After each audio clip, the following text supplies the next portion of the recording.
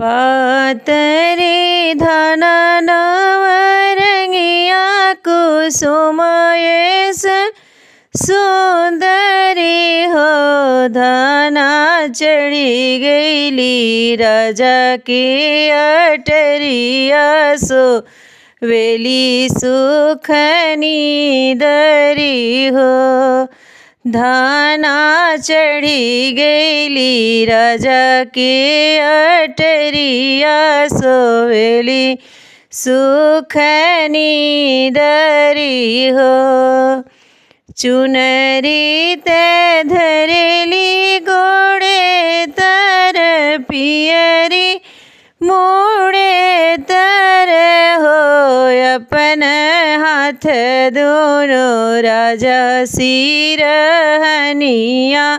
सोवेली सुखनी दरी हो आपन हाथ दोनों राजा सिरहनिया सोवेली सुखनी दरी होते बिहान पह फाट चिड़ैया एक बोले ले हो रे छोड़ी राजा हमरे अचरवा भइल भीनो सहरान हो राजा छोड़ी देहूँ हमरे अचरवा भइल भीनो सहरान हो बोलिया ते धाना बोललू बोलही नाही जानेलू हो धाना कैसे चिन्हलू भीनो सहरा तयचरा छोड़ावेलू हो धाना कैसे चिन्हलू भीनो सहरा अचरा छोड़ावेलू होते बिहान पह फाटेला चिड़ैया एक बोले ले हो राजा हीरा दुहेला धेनु गैया कहर भर पानी चिन्हली भीनो सहरा तयचरा छोड़ावेली हो अरे राजा हीरा दुहेला धेनु गैया कहर भर पनिया चिन्हली भीनो सहरा तयचरा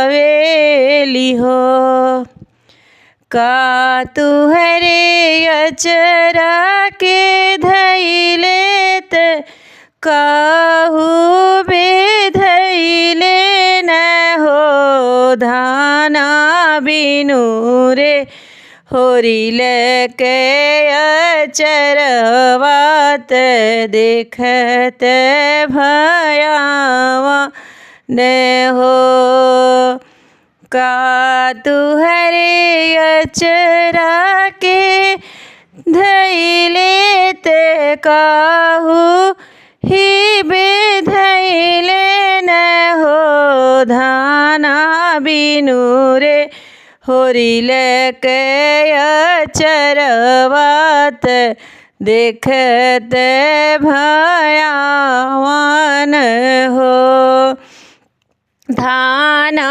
बिनु रे होरिल के अचरवात देखत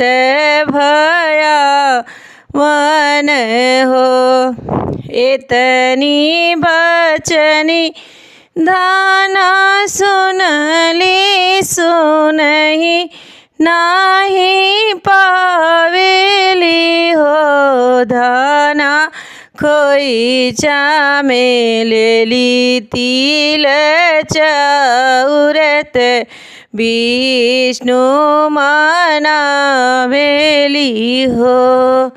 धाना खोईचा मेलेली तिल चौरत विष्णु मनावेली हो।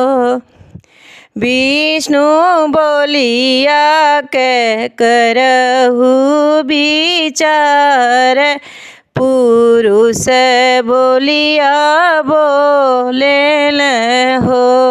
विष्णु बोलिया कह करहु विचार, पुरुष बोलिया बोलेल हो।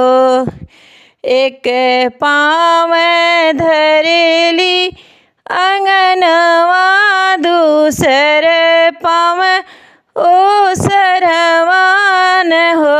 बहिनी तीसर पाँव डरली गजो बरित, वेदने व्याकुली हो।